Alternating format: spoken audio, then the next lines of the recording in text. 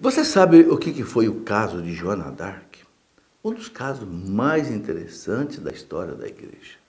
Eu até escrevi esse livrinho que você está vendo aqui, né, sobre esse caso de Joana d'Arc, porque muitas pessoas querem saber sobre isso, né? Então, eu gostaria de explicar a você rapidamente.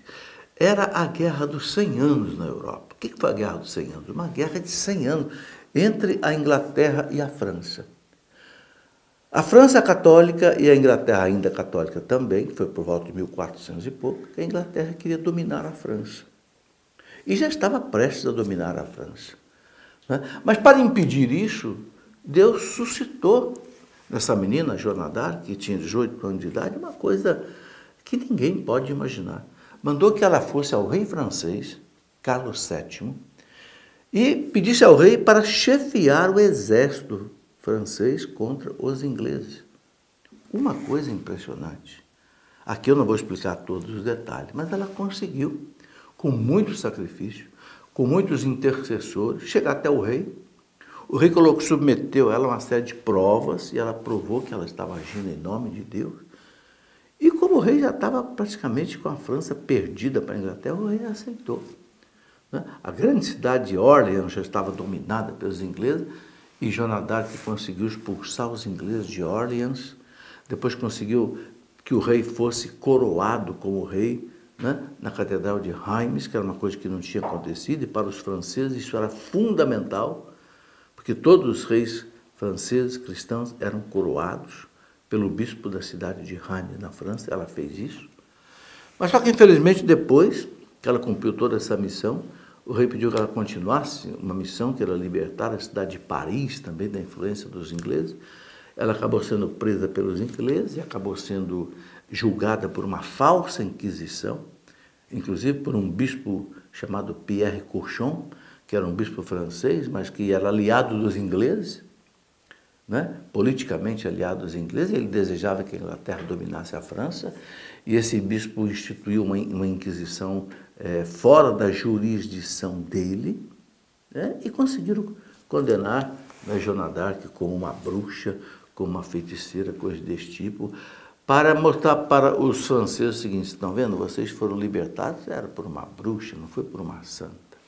Bom, mas depois que se passaram os tempos, depois que Joana d'Arc foi morta por essa falsa inquisição, morreu inclusive queimada na cidade de Rouen, na França, lá por volta de 1430, né? Depois, poucos anos depois, foi reabilitada e considerada pela igreja como santa. E hoje é uma das protetoras da França. Agora, é importante entender por que Deus interveio nessa questão e não permitiu que a Inglaterra dominasse a França. Há algo muito especial atrás disso. Acontece que a Inglaterra, em 1534, com o rei inglês Henrique VIII, se tornou protestante.